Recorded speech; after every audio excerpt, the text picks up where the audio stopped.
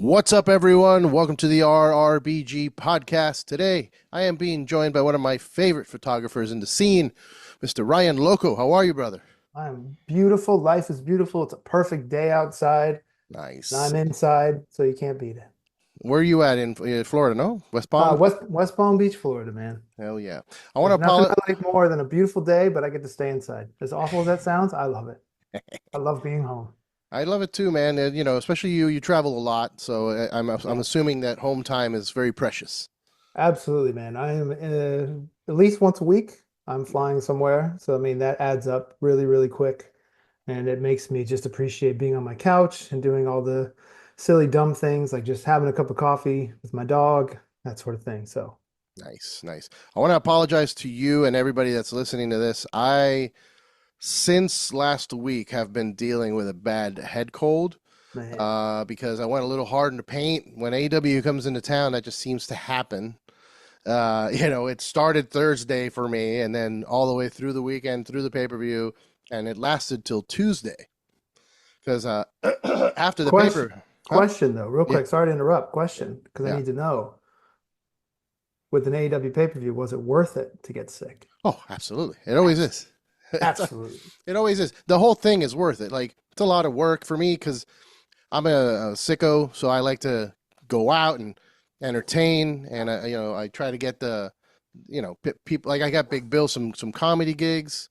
I try to help him out. So it's one of those things where I stay out late, I hang out late, I do a lot of moving around. I'm around a lot of people. So Yep.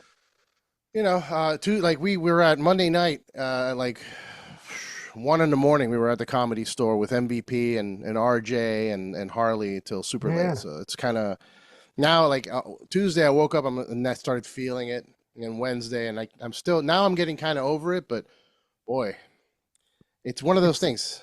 it's when you slow down that it all catches up. Like when you're in the moment, it's sort of like when you see like someone who's like, oh, I've worked. I'm 90 years old and I worked, and then like the day they retire, like a week later, they're out. They're It's because done. like once you lose that like whatever was keeping you going, it's like everything catches up to you. So not fun. Yeah, yeah. I mean, and I try to take pretty good care of myself. I'm a little overweight, but I take vitamins. I take vitamin C, and usually when I know that these things are happening, I'll prep. I'll take a bunch of vitamin C and Sure, hydrate. sure.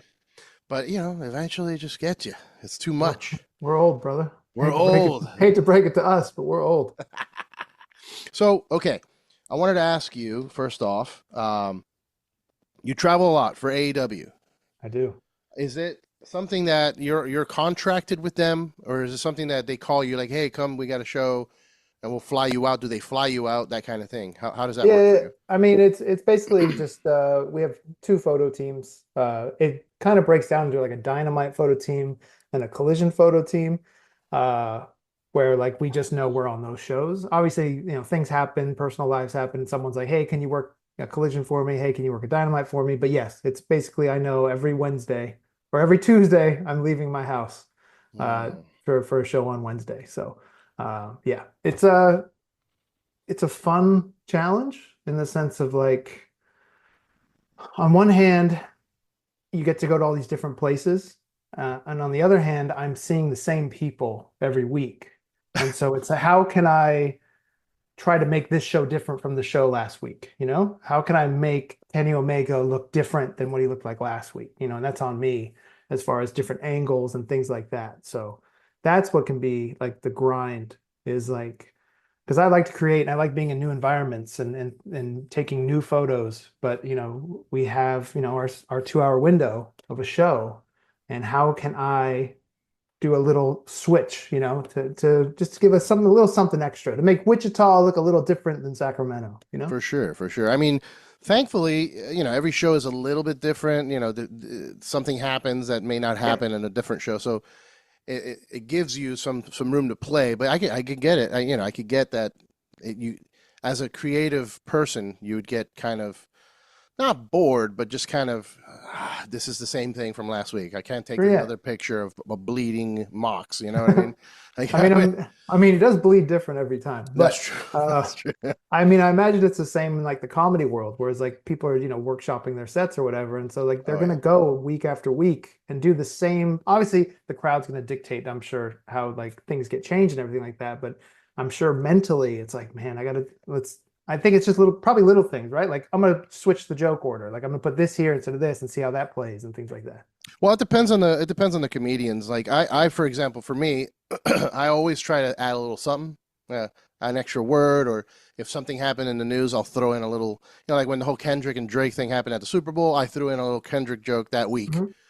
Just to kind of go with the flow. But I I have material that I repeat, but I try not to. I really do try to keep it fresh, and it's not for the fans; it's for me because Right. otherwise I'll lose my mind. Like, Yeah. and I see some of these comedians though that they will do word for word for 5 years. Oh, I yeah. mean, they'll just drill it into their brain to where it's like autopilot, and it's kind of I applaud them, good for them that they're able to do that, but it's a red flag to me. Like you're crazy.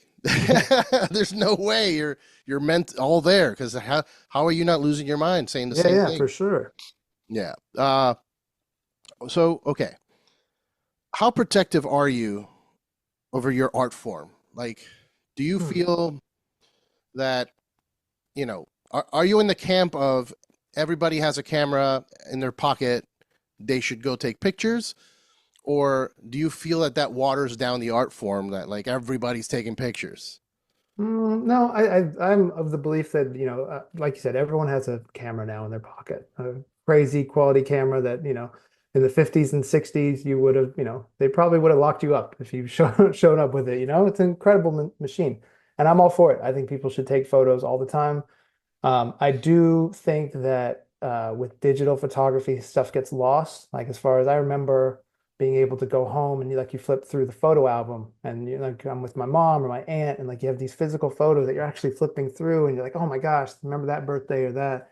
And nowadays everything's on a phone and you're just swiping and it just doesn't feel the same. But that's a different matter. But as far as taking photos, I'm all for it. Anyone that ever has questions, I want to help them. I want everyone to be able to take the type of photos they want to take, whether it's their just of their children or like they go to a sporting event, anything like that. I try to help out any photographers that are in the area when I come into town. If like I can somehow get them a media credential or I try, so because I want everyone to experience it. I want everyone to have the opportunity. Like I want to be as welcoming and open as other people were for me when I was just starting out. And yeah, man, I love it.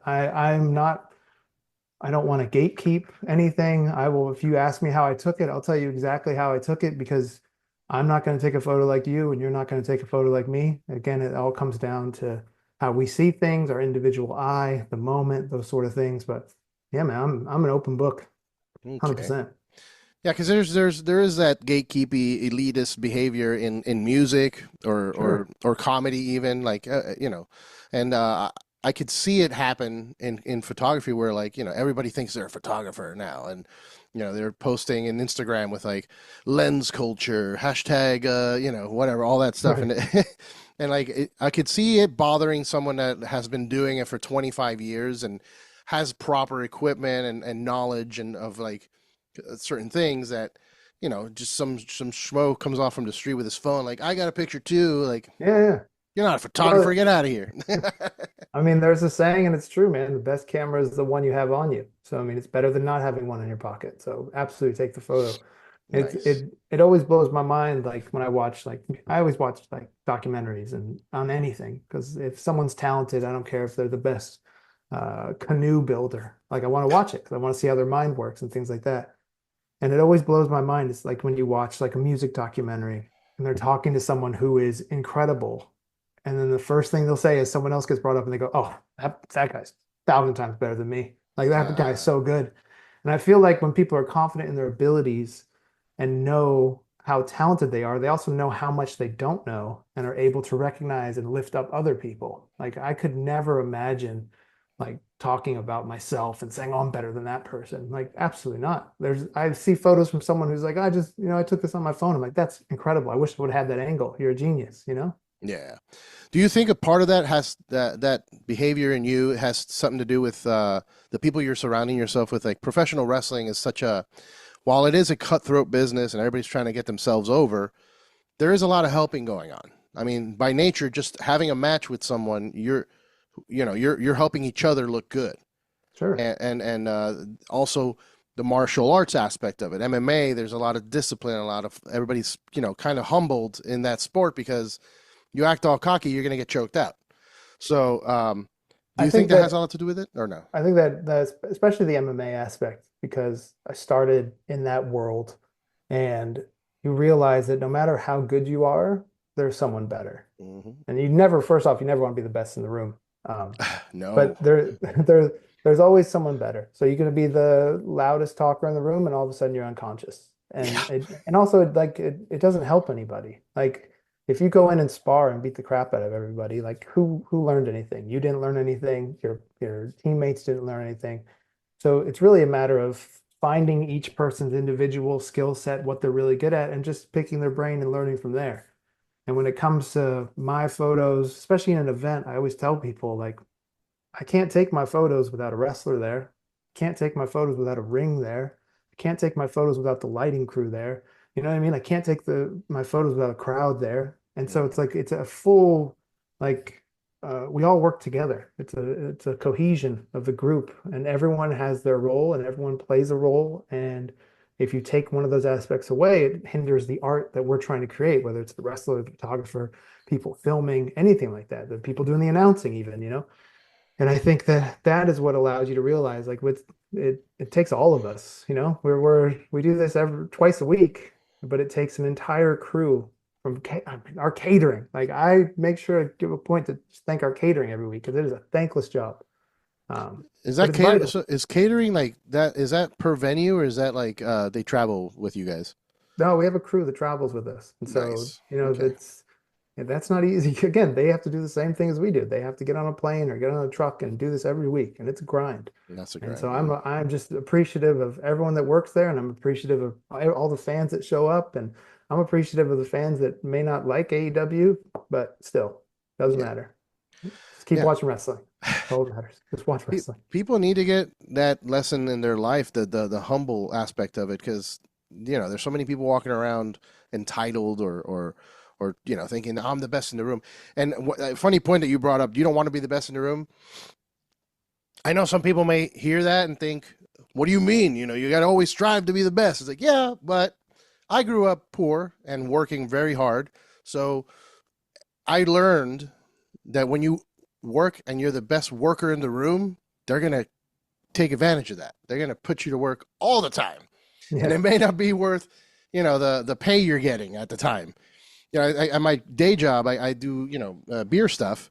I have a team, and I see it all the time. I see like the young buck, 22 years old, is like, I'm gonna be out 12 hours this week every day, and I'm gonna do this and that. And I got this event, and blah blah blah. And I'm like, dude, slow down. And he's like, why? Why would I do that? I'm like, okay. You'll see what's gonna happen when they want you for every single event and you're still getting paid for one. You know what I Mhm. mean? Also, I wanted to go back. You mentioned the photo album thing, and one thing to my wife is into photography a lot, and that's the career she wanted before she jumped into video games. But she found this website that you go and you get free prints Mhm. of your digital photos. So she does that all the time. She gets all like finds the best ones, prints them out, buys an album, and keeps it because it really is different to have the photo there. Or Absolutely. or if you have a really beautiful shot, you want to frame it and put it somewhere. 100%. Like there's nothing like printing out your work, being able to hold it, being able to see little details. Like for Dynasty last year, we had Bryan Danielson against Will Ospreay. And so I was like, this is a incredible match. Like this is just going to be something very special. So I brought my 4x5 film camera where the negatives are quite large, lots of detail, things like that. It's not the easiest camera to take a photo with. It's like, the old timey, like where you put your head under the cloak and hit that. And the bulb Um, explodes. yeah, no breaking bulbs. Yeah. well, maybe in a death match we have breaking balls, just not on the camera. But so I went to the top of the arena and I set my camera up and I managed two photos because it's just not easy to load and do things quickly. And I got one where it was both of them facing off and Bryce, the referee, like right in the middle. So it was almost as perfect as I could have imagined. And I had that sucker blown up huge. It's rolled up sitting in the corner here in my office, or I'll eventually frame it. But I Nice. rolled it out when it got delivered, and just being able to see it that large is just like it's an experience. And I encourage everyone to. I was in Munich, Germany last year, and I was able to go to. I was walking by the Louis Vuitton store, and they had a Gregory Crewston exhibit in the store, which I was not expecting. And I literally looked over, and I go, "Why is there a Gregory Crewston photo in the Louis Vuitton store? That's weird." Hmm.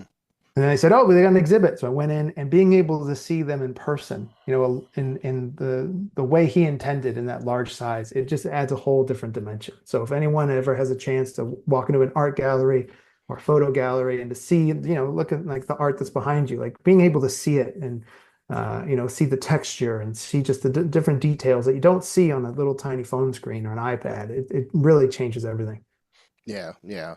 It is there a lot of difference? Sorry. In terms You of, went too hard, brother. oh my God, I don't know why I do that. I should at least pull it back one day, But anyway, the differences between because you were saying the best camera is the one you have with you, but what advantages are there to spending like $8,000 on a fancy whatever red lens versus having just my phone that has pretty good 4K stuff. What am I missing? What does that expensive ass camera catch that my phone won't be able to catch? Well, I mean, they do things nowadays where like you can control more settings on the phone, which is great, but it's just like a difference of being able, if your kid's running around, you can shut a shutter speed very high. It'll capture a quick eye autofocus, and you'll be able to, tack sharp, get your kid running in your backyard or playing at the beach or things like that. You'll be able to get serviceable photos with an iPhone. It's just little differences that with it's if you're looking at them, you're only going to keep them on your phone, you're fine. There's no reason to go out and spend three, four, $5,000 on a camera and lens and things like that. But if you want to have full control of what you're doing and really learn like why this happens the way it does, because the iPhone does a bunch of calculations in the phone to help with exposure and things that you don't have to think about, which is great. It allows everyone to be a photographer. But there are certain things that you need to figure out, like why is this underexposed here? What can I do here? Can I bring the highlights down later in post, to really make this happen or up this and so it's more control. And it's one of those things where like I am not a car person. I don't care about cars. I know nothing about cars, but there How are are you friends people. with Josh? Trust me. I don't know. Maybe there's a carburetor in a Uh, car somewhere, right? yeah, Maybe car. somewhere. I don't even know if cars still have them. I don't know what they do. But it goes. That is me with that's like the person with the iPhone taking a photo. I just need the car to turn on and get me from A to B. Whereas there are people that are like, no, I like to do this. I add this to it. I like, I do like driving manual. Driving auto sucks. That's a different story. Yeah. But like, have people want full control and to know what their machine is doing. Hmm. So people with an iPhone versus a camera, that's me in a car versus an actual car enthusiast. That's a good analogy. That's a good Yeah. analogy. I like that. I know octane's a word, right? That's gas. Yeah, fuel Yeah. stuff, fuel V injector, V uh, V6s, V power, some people power steering. yeah. uh, V6, V8, there's straight six, which I assume means something they're in a row, six yeah. cylinder Yes. Totally. pistons. I don't know Okay. anything. I'm If so not a guy. It's embarrassing. dude, you're fine. It's okay. You don't need to know about how to build an engine from scratch No, to be just want to take photos and bake, man. I don't know anything else. Oh, baking, that's not a guy thing. No, I'm just kidding. That's actually become a really big thing amongst dudes that I know, making bread, like the Yeah. sourdough starters and all this stuff. I'm like, Dude, I would, if I had a bigger place, a bigger kitchen, you don't, I would totally do that. brother, all you need is a bowl, an oven, get yourself a cast iron Dutch oven, and you're good. Yeah. And you get Eh, to make your own, you get to make your own bread art, and it's fun because it's like a little thing of like what's fun about baking, which is also the worst part about baking, is that and that's why when you watch a baking show, I get emotional because you do everything right. right? It's on the list. Like this is, you put a quarter teaspoon of this, you put, 3 tablespoons of this, and you did everything the sheet said. And then you put it in and it still comes out wrong because there might have been the temperature was off. You didn't let it, rest for long enough, it needs to prove those sort of things. And it's just, you never know what you're going to get. Whereas like when you're cooking, you're like, a little more salt. You do that with baking and your bread explodes. So I love it. And you see like when like someone presents their thing on the Great British Bake Off and it doesn't work, man, my heart just breaks. Like really, I'm gutted because I know that feeling. Yeah. Is there a similarity there to like old time for like when you photography with the dark room where you have to put the Oh, liquid and hang it and the whole thing? Like, is that similar? Where like you think you did well, everything right, but then the picture doesn't come out? so I mean, I do enjoy shooting film. I still shoot film, and I'm actually going to start a new project where I'm going to shoot a lot more film and like keep the roll, not expose it and or not develop it. I mean, and then a year later, I'll just randomly pick a roll, and, like make a zine out of it or something because I won't remember what's on it. But it's just like that. Like you thought this is the one. I can't wait to get home and develop it. I can't wait to send it to the lab, and then you get the email back with your scans, and it's just Not what you want. underexposed or blurry. It crushes you out of focus. So yes, exactly the same thing. We're like, I could have swore I did everything right for this photo, and it still didn't work. And that's because something happened. You forgot that you left it in your bag and got X-rayed at the airport, or life Yeah. happens.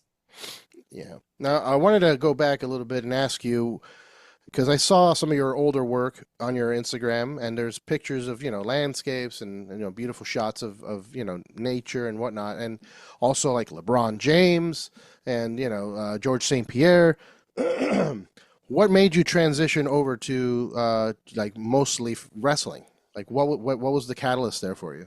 Well, I've always been a wrestling fan my whole life. It was like it was LA Rams football and pro wrestling were my two loves, and then skateboarding. And I was no good at football, and I was no good at skateboarding. Okay. Horrible skateboarder. Horrible. I love it. I still love it to this day. I still watch skate videos and stuff, and I'm horrible. Um, but I thought like, I don't know, I'd be cool to be a pro wrestler. I'd love to like grow up and do pro wrestling. And then this was the era of like Hulk Hogan and all these guys. So I was just like, I'm way too small. It's never gonna happen. Like it's just I'm too little and I just can't be a wrestler. So I put that all on the back burner and things like that. And so I got involved in other sports and MMA fell into my lap and I started doing that sort of stuff. And it was just a natural progression of just being out and about and meeting people and like moving to Florida actually, which allowed me to have like a couple wrestlers reach out to me and be like, oh, so and so, or you're friends with Barnett, that sort of thing. And that's what opened the door. And then from there, they had a local AEW show that came to Florida, and I'd known Speedy, who's one of our studio photographers, and I just messaged him. I was like, "Hey, man, I'd love to like swing down and take some photos." And he's like, "Yeah, come by." And I was backstage taking a bunch of backstage photos, and the wrestlers all dug them. They're posting to their socials, and I got the call or email from Jeff Jones and see if I was available to go to a show the next week, and then Just kept happening kept and happening. kept going from there. So I was Nice. like, it's one of those things where it's just a matter of right place at the right time by being in the right place at the wrong time all the time. You know what I mean? It's Yeah. like it's a matter of luck, but a controlled luck. Like you have to constantly be putting yourself out there and like constantly be posting. And back in the day when like Instagram was more influential or MySpace or Facebook and things like that, it was just always putting your stuff out. And like I treated it like a job. And I treat every photo shoot like a job interview because I'm trying to see like what happens next. And so yeah, for anyone that like wants to get in the industry, there's a local indie somewhere for you and get your foot in the door and do what you can to get your work in front of people, be cool, be personable, be fun to be around, and I'm sure they'll call you again. Don't be a mark.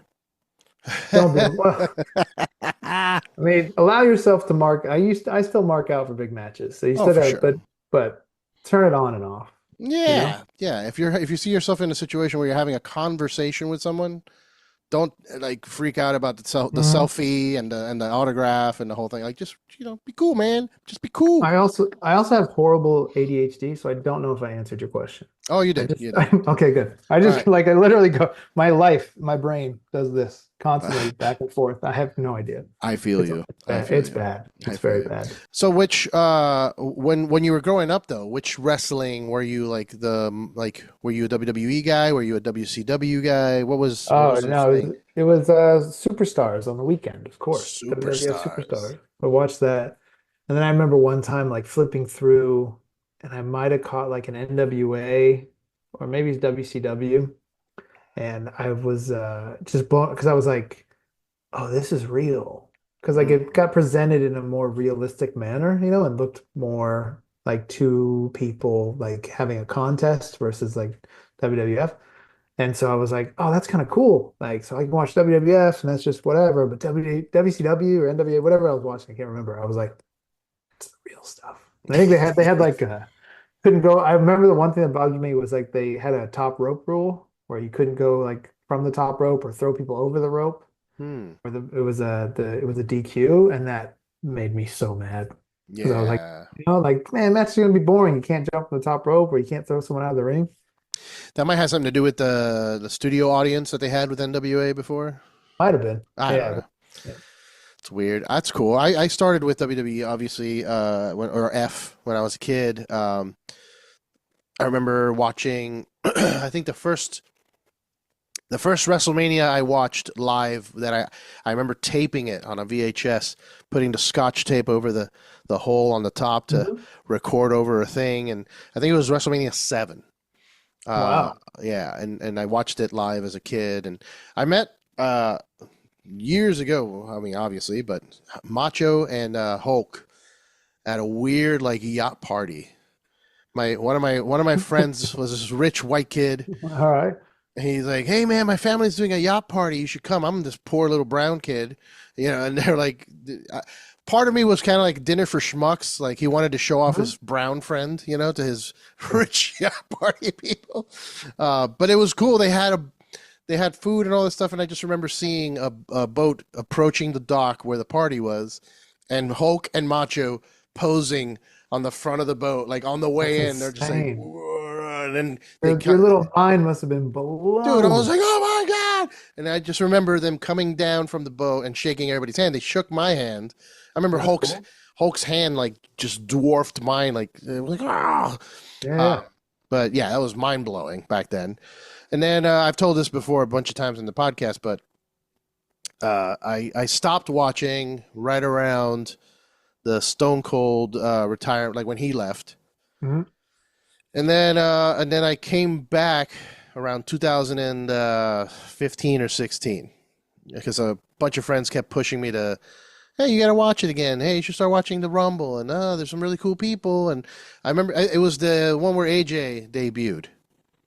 That was the Rumble that I Okay, yeah, that, yeah, that yeah. I came back to. That's what brought you back. Yeah, Or God, because that was the first one. that was the Wow. first one I saw, and I remember Yeah, thinking like, who's this guy, and why is everybody yeah. excited? And my friends were like, oh, dude, you got to learn about Bullet Club, and everything changed after that. Yeah, yeah, yeah. To the point where now this is my company of choice. What such a nerd. I'm such a nerd, dude. I'm a Japanese wrestling nerd now. That's Um, awesome. yeah, it's what it took over because I started seeing more independent shows. They started taking me to like local shows that were Mhm. um, just a whole different energy than what you see on TV with the WWF. And I had gone to a few WWF shows live, and it always felt like I was watching a movie being filmed. Mhm. It didn't feel exciting. Sure. Obviously, the fireworks were exciting and whatnot, but I didn't feel it. And then the indie shows, I felt like a punk show. Like Yep. everybody's standing, the wrestlers are flying out of the ring into the crowd. And then I just started falling in love with all of it and going back and watching all these old like Kawada and watching old Suzuki matches with Ishii, and it's just now that's all I care about. I mean, I care about all of it. Obviously, I'm excited to see what the hell John Cena is going to say today. But I'm mostly my love is really in hard hitting. I could watch people chop each other for hours. You know what I mean? Yeah, man. No, I completely understand. Like when I was younger, I got into like tape trading. So I'd like Ooh, see like all these matches from Japan that I never thought I'd be able to see. And then like the internet was in its infancy and you would mail literally straight cash to some random dude on the internet and hope that he mailed you back a tape. And you had to like check the mail every day and hope it was there. And that's how I got like my first taste of like Misawa, who would go on to be like my favorite wrestler, and Liger and Muda, and oh yeah. Akiyama and all those types of guys. And it opened your world to a whole different thing. And like same with like when ECW came around, it's still like it's the only pay-per-view I've ever bought with ECW barely legal. Nice, And I never nice. had the money, and we never like had the box to like be able to purchase. We were poor. We just had the basic channels. We actually had to have a box, or you had to drive down to the cable company to get a pay-per-view box that you would then. So it just wasn't happening. And we finally moved and had an actual cable box. So I Mm. begged my mom to let me order, barely legal. I skipped, she like started dinner right as the first match started. And I was like, I can't eat dinner. I'm sorry. And I just glued. And Well, that yeah. happens because you were in West Palm. If you would have gone to Miami, you would have got una cajita negra, and you get all the pay-per-views for free and all the movies and every channel. This was in San Diego. Oh, San So Diego, shit. Oh, yeah, yeah. even worse. Yeah. But I mean, no, I mean, years later, maybe a DirecTV card might have fallen in my lap that Oh allowed yeah, that was us. a thing for a while. I had friends installing those all over the place. I'm like, Yeah. I mean, that's you a. might run into a guy, when you order DirecTV and he'd be like, "Hey, for $100, $150, I can flip this or whatever they did." It And always I, surprised me how big that was in Miami because it's always raining, and then you lose your oh, signal. yeah, You yeah, can't yeah. see anything. Those were the days. Those were the days. So never. So did you go back into like to watch the WCW? Did you ever get into it at all? So I fell out of wrestling probably after like Stone Cold's peak, I was Around the same like, time of me, yeah, yeah, yeah, yeah. so like I was obviously watching that and watching WCW and The the whole invasion. yeah, the invasion, like the Sting storyline, in WCW was I loved it as a kid. That was awesome. And then, you just, I don't know what happens around that age, around that time period of wrestling. You're just sort of like, if I miss a Monday, it's fine. And then you miss 2 Mondays. And then you're like, I haven't watched in a while. Like, I'll be lost. And other things happen. And you start going to bars instead and getting completely wasted. And then that's it. And then, but then I think like the indie scene started to like bring it back, like all that talent and realizing like what else was out there, and being able to see that sort of stuff. And it's the environment and the atmosphere and how it felt like these indie shows felt like a punk show, where you'd go and everyone that was there for the love of it. Like there might be 27 people at a punk show, but those 27 people are there to go hard and they're supporting, from the first band that comes up that might be the most horrific band you've ever heard in your life, all the way to the end. And that's what it felt like at these indie shows. It was just like that love, the love for it. Yeah, yeah, I feel the same way, man. So, uh, Bring it I, back. You're here. We're here. Hey, right here. Me and you. We're here. what is your, um, I would say, not nerdiest, but like your most mark out moment for you while working? Like, was there ever a moment where you're like, oh my God, I can't believe I'm taking these pictures of this person who I'm like a super fan of or a legend? Is there one? I think that I've imagined most of us back there would have that answer would be Sting. Like it was just a Mm. wild thing to be like just walking in the hall and oh, there's Sting. There's there's the guy I remember. And like being able to be there for his last match, which was, I mean, it was an incredible match. I can't imagine going out in a better way. And just I was mind blown at all the things that happened in that match and the energy in that building. It was just incredible. And so like being able to be there for that. Just And Incredible was there? No, I'm just kidding. yeah. And and I think 2 weeks prior, um, on a Dynamite, Sting actually came down from the rafters. Yeah. So like to be there and photograph his last ever like rafter drop, And like I have a photo that I took because like it's a nice wide shot, and like to be able to say like I photographed his last, like because that's an iconic thing that he would come from the rafters. So to be able to do that, so that's definitely there.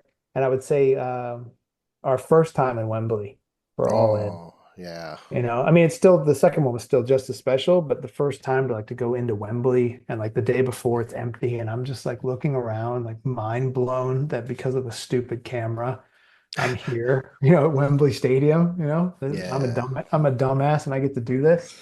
And so just knowing all the hard work that went into it and then seeing the show go off and how incredible it was, like that's another special moment. I mean, I mark out every week, man. I realize how lucky and blessed I am. And like I love seeing the fans, especially little kids, like super stoked, knowing like this might be the only wrestling event they go to all year, it might be the only wrestling event they ever go in their life. They might have put every dollar they had to like let their kid come to see Darby, whoever their favorite wrestler is, and like I want them to have that perfect moment. And so Yeah. I always get stoked when I see a little kid, and I especially get stoked if I see something like a kid dressed up as someone, and I'm like, oh, they're coming out tonight. Like I can't wait. Like I'm so excited that this kid gets to have this memory. Yeah, it's a beautiful thing. Like I've been lucky to ring announce for a couple shows here in LA and do like, be involved and having kids come up to me afterwards just being like, "Bro, it's the coolest thing I've ever seen." It's like this is what it's about.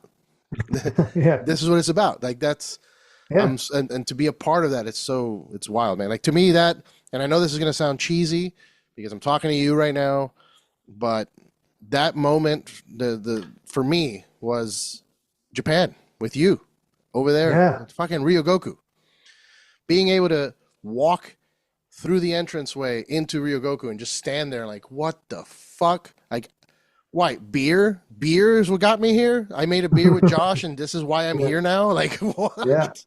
And it was just mind blowing to be in the locker room with fucking Rampage and Suzuki and that at the end of the night with Maeda and Fujiwara were there. I'm just like, what is happening right now? I was freaking out. It I was was it out of was control. yeah. It was insane to like I was there for 2.5 days, maybe 3 days, like such a quick trip. And like I've Yeah, always wanted, that was the first time to Japan. And I've always wanted to go to Japan because I just think it's incredible. And photo wise, it's just gorgeous. And I remember landing and it was raining. So I was super bummed because like I wanted to go out and it just would not stop raining. And I was that like, are didn't you stop kidding me, me? brother. I was like, are you kidding? But no, so that's what happened. I was like, I do a lot of things. I try to do things for future me. Hmm. Like I do that in my everyday life. Like literally, like there's clothes I don't want to fold. And I'm like, future you is going to be so happy if you just fold these right now. So just fold the damn clothes. So that's what happened in Japan. I go, future you is going to be so pissed off if you use rain as an excuse or the fact that you're tired because it was a long flight. And so I charged it and I went out no matter what. I would come back to the hotel, maybe get some food, maybe sit for 45 minutes. And I was like, I could sit here because it's so comfortable. But dude, you're here for 2 days. Get off your ass. Yeah, So doing that, I charged again. But yeah, going into the arena and like seeing it, and being in that environment and knowing who's walked through those halls, and everything like that. And then backstage in like the locker room. And I'm like, I'm just sitting here with Sakuraba. Like, are you kidding? Like both my worlds, my pro wrestling and my MMA world yeah, man. combining. I'm sitting here with Sakuraba and Rampage, and Barnett. And Yeah, and dude. like, are you kidding me? Like, this is ridiculous. It makes no sense. And like, I feel like that night flew by. And like, I tried to soak it in as much as I could, but you never will. Like, it's never because it just happens in an instant. But that was special. That was an incredible time to be able to be there for that. And got some really cool images, really cool photos and mocks that he bled a little bit that night. A So little bit, huh? yeah. Dude, I didn't tell you. So he came up to me after that match, bloody as hell, and covered me in blood. Just completely covered in blood. But I was all in all black, so I Hmm. didn't really see it much. And I went out Yeah. after. Like I went out with Rampage and hung, and Bart and Josh, and we hung out, and I got home. I didn't even think about this. I get home, I put my clothes in the wash in the hamper. And my wife texted me. She's like, "Hey, why does the hamper smell so weird?" I'm like, Yeah.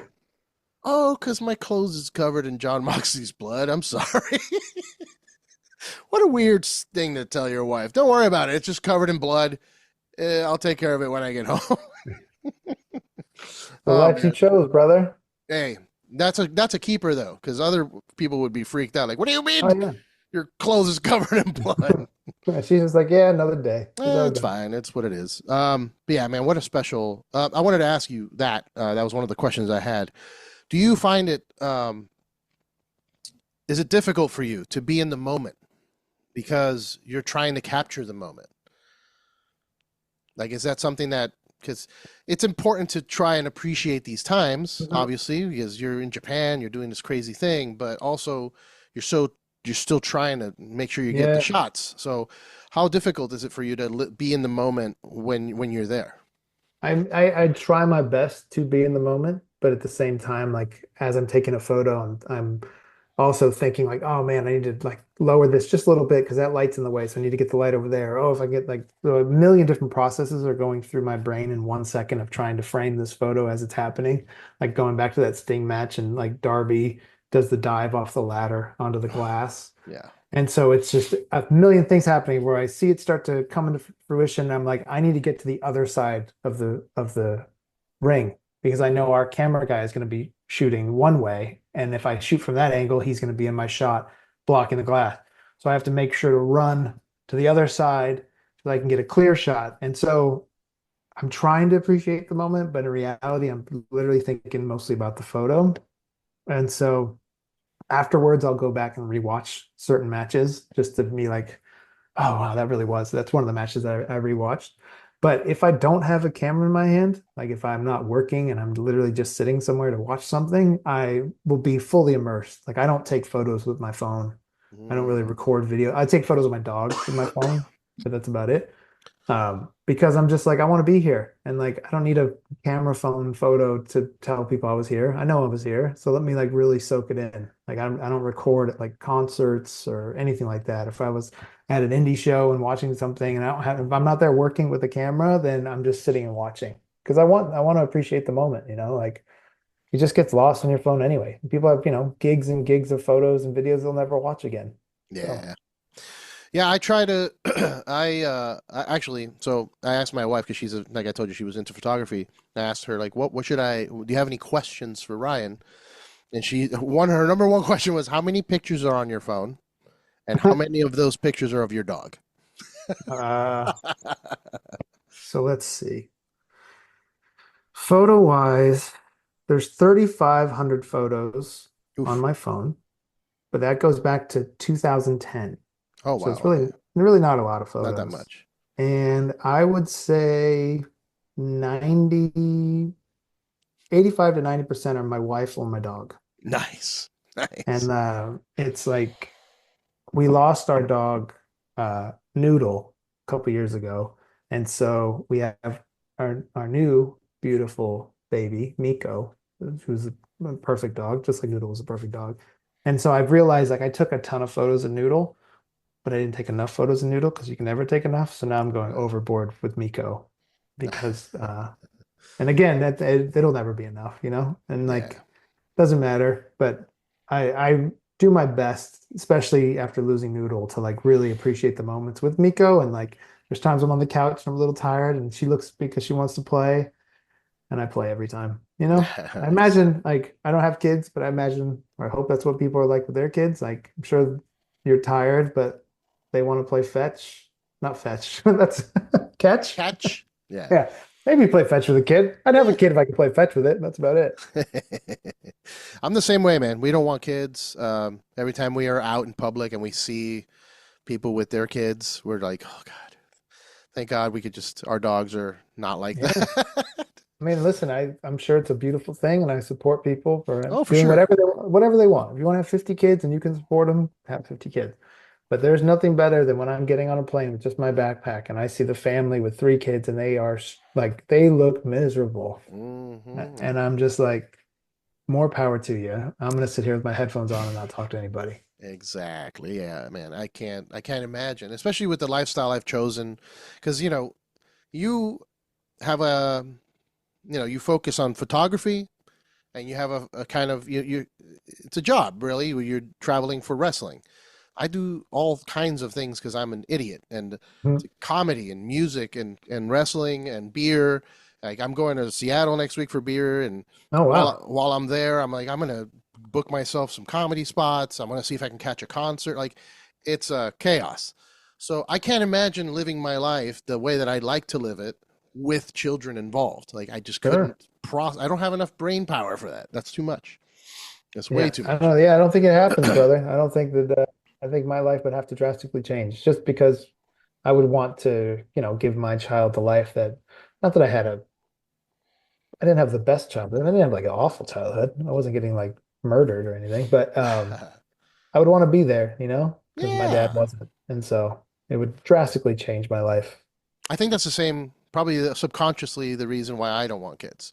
It's Hmm. like my parents were not available, and I don't want that for Yeah, someone else. So, 100%. um, I don't get how Mox and Renee do that. Like they both work. I Well, mean, how much? they travel a lot together, which is cool. They like to drive together, which allows them, to travel as a family. Mm, And that's they're both they're workers, brother. They know what we're getting themselves into. my goodness. Okay, I don't want to keep you for too much longer, but I had some questions. Yeah. Did you ever take photography classes? No, No. I learned everything on the fly, Okay. which if you're gonna take anything, take a business class. Don't take a photography class. Okay. Just because once you get to certain levels, like there are certain things that you need to do in order to be successful and to really, make your future look successful or be successful. And I think you would get more out of a business class and learning how to structure things and things of that nature, insurance and taxes and things like that. Whereas I feel like nowadays there's so many tutorials on YouTube and there's so many people out there that are willing to help and teach you different things. And it's just trial and error. And that's the nice thing about digital versus film is you can go take 1,000 photos and it's not going to cost you a penny versus going through rolls and rolls of film and you spend hundreds of dollars to realize you're really terrible at it.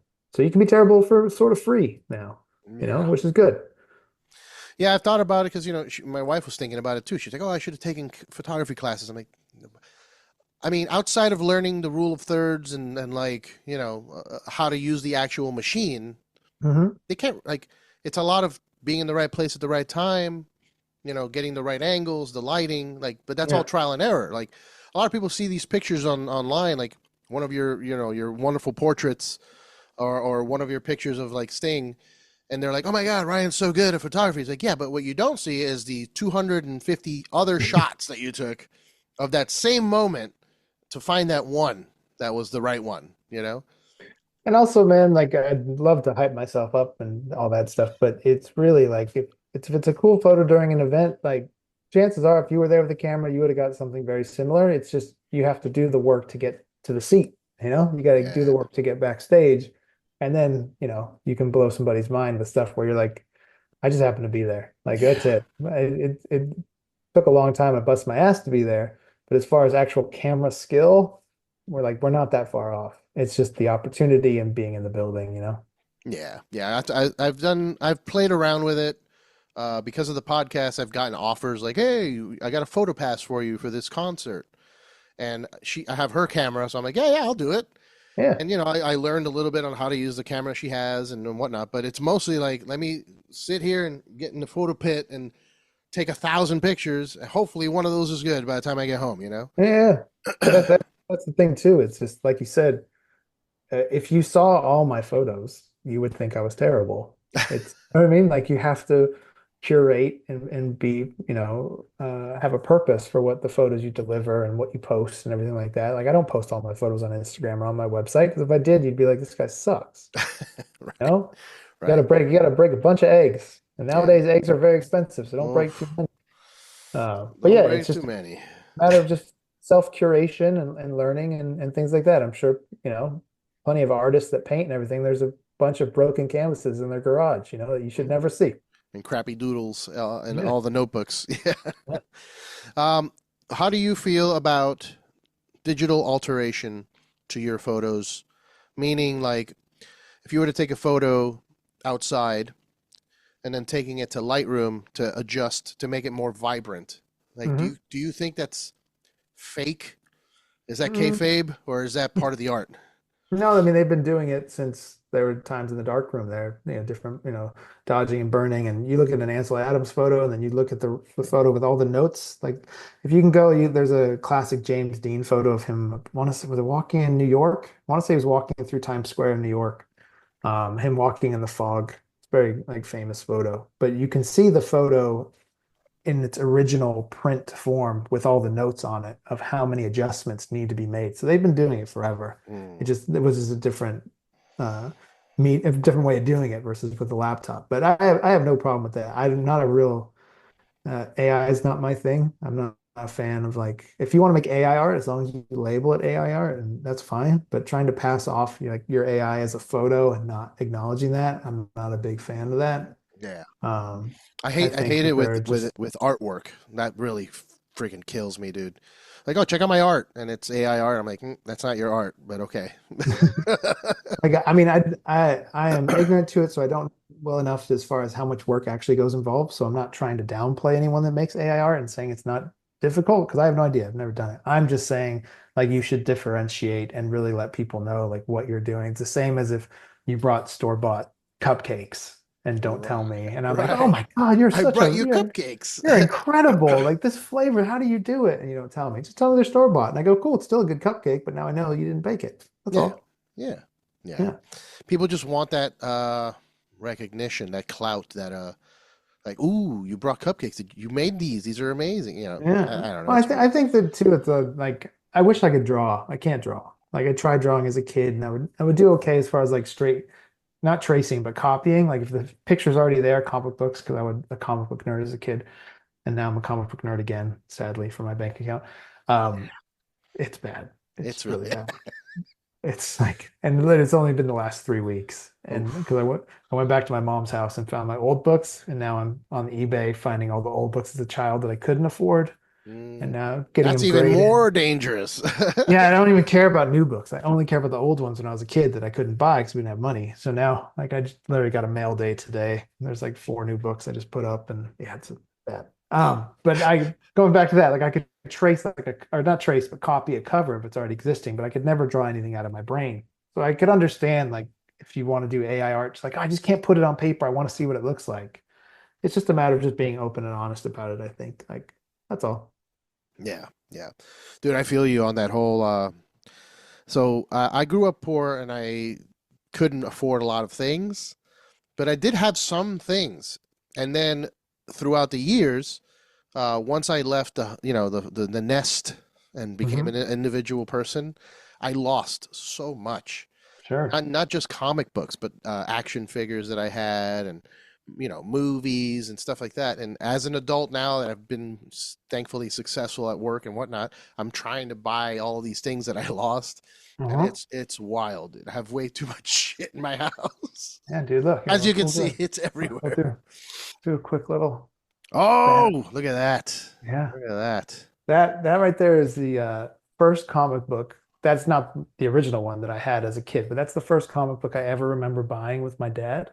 Oh wow! And so I had to find it again. That's like the first appearance of Venom. That's a classic Todd McFarlane cover. And so this came today. This came today, which is a McFarlane Batman cover. Nice. So yeah, it's bad. Oh, and you're It's getting buying them bad. graded, so it's even more expensive. Certain ones are graded, certain ones are not. But like I Yeah. don't plan on ever selling them, so I don't need to get them graded. But if it comes like that and it looks cool, it's Yeah. bad. It's bad. Yeah, my wife's been doing graded Pokemon cards, Oh, that could be trouble. and I was like, listen, why the graded? Because you're not going to sell these. These are, they have sentimental value to you. In her mind, it's protecting it. Yeah. But it's easier with cards because it's one page, so you can flip it and you can look at it. You're good. But with a comic, when you grade it, it's encased in there. You can't really open it and read that Yeah. book anymore. I mean, people will crack them and open them, and you can get them like repressed and everything like that. And so that Yeah, way you get a higher grade. But realistically, like I kind of just did it because I couldn't afford to do it when I was younger. So now I just want to do it and want to have them. You know what I mean? And Oh like if yeah. it comes graded and protected, so now I don't have to worry about it. And then someone can go through my house when I'm dead and flip them and sell them, have fun.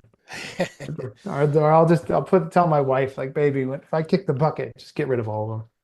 Sell them. Get Like, that money. Get that yeah, money. just get yourself a nice purse That On Todd McFarlane.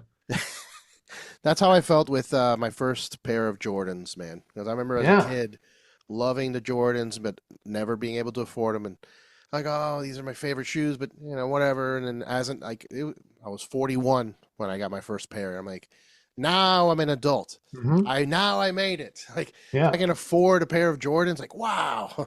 And it's even like, before 41, I had money. I just didn't, my brain wouldn't allow me to spend that much money on a pair of shoes, you know? for sure. That's how I was with the Jordan 11. Jordan 11s were my favorite shoe. Could not afford them. I remember the first ad they ever had for the Jordan 11, and it had a phone number at the bottom. I remember calling the phone number and like, but it just wasn't a possibility. It wasn't going to happen. So when they re-released them, they retroed them, I had to have them.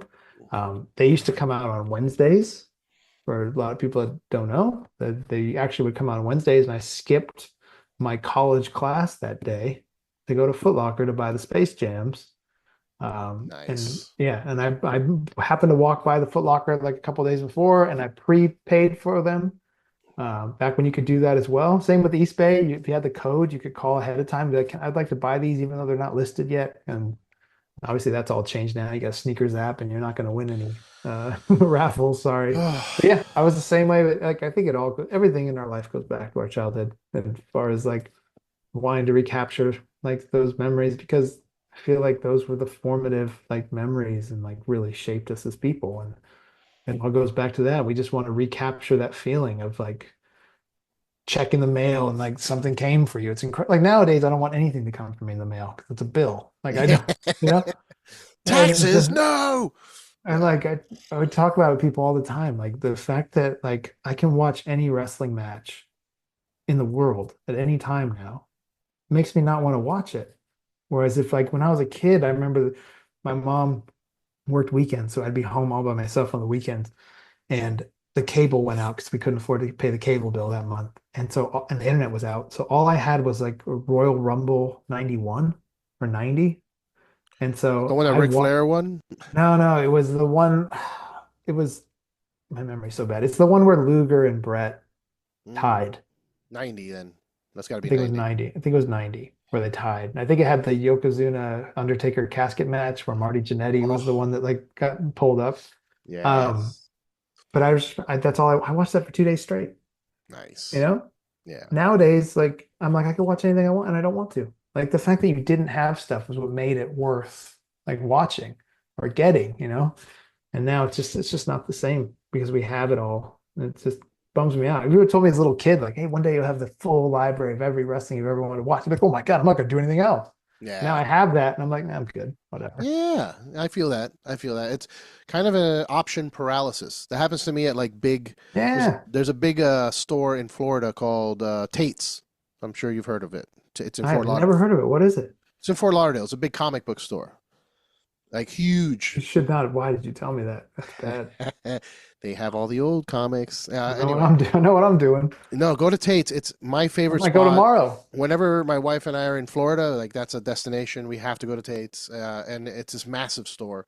But every time I go in there, I'm like, oh my God, they have everything. They have toys, they have old GI Joes, and they have comics and all kinds of shit. And I never buy anything because I'm Yeah. just freeze. I'm like, I don't know what. I want all of it, so I'm just gonna Yeah. not get anything. It's a weird thing. Probably why In-N-Out's so successful. It's like you're getting a hamburger or a cheeseburger, get over it. Yeah, That's yeah, it. simple. I don't Mhm. know. I prefer that, but okay. Two last questions before, actually three. Quick questions, and then we'll cut it. I He's a know, right? liar. You're a So much. liar. Three questions. What's your favorite genre of photography for you to take? Like, I know you're doing predominantly wrestling, and I'm sure you enjoy it, but I can't. I can imagine that you probably have something that you prefer to do more. hmm What Well, I mean, would I, that be? I like people. So portraits are always, doesn't matter who it is. I just like photographing people and I just like meeting people and talking to them. And I do interior photography as well, like of like businesses and things like that. And I actually really enjoy that because it's just me, empty room. And it's sort of like you take multiple photos and you put them together in Photoshop. So it's like putting a puzzle piece together. So it's like it's a lot of work and it's a lot of fun. Like I'll literally have my interior photos and I sit here in my office, got some music playing, and I'm here for hours just trying to, make one perfect photo out of like 6 to 10 images. But definitely if I had to pick one, it's portraits. I just like meeting people Portraits. and talking to people and then going home and not talking to anyone. I really enjoy your portraits, like specifically the GSP one. There's something about the contouring with the shadows of the way the lighting is that Hmm. that to me, like I'm not a pretentious artsy fartsy type of person. Like I've been lucky enough to go to like the Guggenheim and see the Mona Oh, yeah. Lisa and all that shit, Yeah, and I don't get it. Like I'm looking at it, I'm like, okay, that's historical, but like, eh, I don't know, it's sure. whatever, cool. Yeah. Uh, but that like certain things like that photo speak to me like, oh man, like the way the lighting, it's just perfect. It's a moment that you caught with that lighting and the positioning of his face. Like I don't know. Oh, So I thanks, do man. appreciate your portraits for that. Number two, who is someone that you would like to photograph if you had to pick top three people that you want to work with that you haven't yet? And I'll I make it think simple for you because it's a lot. So wrestling wise, okay. or you know, Um, I think Dave Batista. ooh, I just think he looks cool. yeah. He's always got like a unique vibe. Dress is cool. Especially nowadays, he looks even like Yeah. more unique these And days. I don't feel like he takes himself too seriously. Like I like being with people that like we can take some serious photos, we can take some fun photos and realize we're trying to create something here. It doesn't have to be like cookie cutter just by the book. Like we can, be loose and have a good time. And I can come up with dumb ideas and they go, yeah, let's try it out. Worst case, it doesn't work. So wrestling wise, I think it would be Dave Batista. Okay, okay. And then finally, what's your Mount Rushmore of photography? I don't even know what that means. So a lot of wrestling people get that question, like, "Who's your Mount Rushmore of wrestling?" And it's like, "Oh, Hogan," and blah blah blah blah blah. Which photographers do you put up there Oh, that are your Mount Rushmore of photography? wow. Okay. Okay, Sebastian Salgado. He's an incredible photographer. Like basically like I look at his stuff and I'm like, I don't know how to take a photo. Like I'm an idiot. I don't know what I'm doing. Um, Annie Leibovitz, and I think I had a feeling. especially though if you look at her older stuff where she was like following bands and doing that sort of stuff. Like her newer stuff is, I mean, listen, she's an icon for a reason, but I like the older stuff, the more gritty stuff, more fly on the wall, that sort of thing. Um, Gregory Crewston, who I said I saw his exhibit in Munich. It's funny because I thought he was talented, but it just wasn't my thing. Like I was just like, I don't, because I don't know if you know anything about him, but he does basically full on movie sets for a photo. Oh It's wow. an entire production, multitudes of people all working together to get one photo. And so at the time I originally got introduced to him, I was just like, I don't get it. But seeing it and like seeing it in person, as far as like being able to look at the detail of the photo, like it clicked in for me and I got it. And I was like, all right, cool. Now I like the guy. Not that I didn't like him, but I'm like, all right, now I get it. So there's three. Um, Man, this is tough. Mhm. And I'm also bad with names. There's like the young cat in New York. I think his name's Andre Wagner. I want to say, is that his name? Photos by Dre. I'm sorry, I'm gonna butcher this. So I want to make sure I get it right. Yeah. Don't get mad. No. But his street stuff is just really, really beautiful. And one of those times where like I'm not the biggest street photography fan, because Mhm. sometimes I'm just whatever about it. But yeah, Andre Wagner. Andre Wagner. Um, I'm just like, this stuff's cool. And that's the other thing too. It's like being Instagram, as lame as it is and silly as it is, and caring about likes and things like that, but it opens and allows you to see all these different photographers. And so that's what's been really cool, is like seeing all these people and how talented they are and being able to make interesting things in any city that they're in. Like it's not just you got to be in New York, you got to be in LA. Like these people are everywhere making incredible art. And that's what's really cool about photography, is that like you have a camera, there's people that just shoot only cameras. I mean, only phones, and Right. Right. you get paid for it. So like if you can have the ability to make the art, like you can do it anywhere, and that's what's beautiful. I love seeing it. That's awesome, man.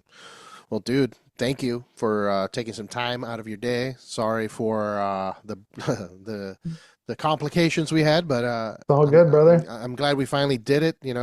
I've been following your work for a while, and it was really cool getting to meet you and hang out in Japan, and then Yeah, recently 100%. here at Revolution, and Yeah. now I have acquired access to future AEW shows for the next couple of years, so Yeah. you'll be seeing me around more often. Can't Uh, wait. let people know what's the best, like what are your socials? Where do you want people to go to see your work? RyanLoco.com and Instagram is at RyanLoco. And that's about it. Twitter, I just use to post photos or talk about comic books now, and that's it. I Do, don't. do you have merch? Every once in a while, I'll release like a magazine. So I'm actually working on a zine from Japan from Mm, that trip. So that should be hopefully out fairly soon. And then I'm doing that project, which will be a year from now, where I'm going to just take a ton of film photos and then randomly grab a roll, develop it, and make a book and some prints out of it. So we'll see how that goes. It will probably fail miserably, but it's one of those things where you have to do it. And like, if I don't do it, my brain will want to die. how does it work real quick? For like if you wanted to make prints of like your photo of LeBron, Mhm. like can you do that or do you need his permission?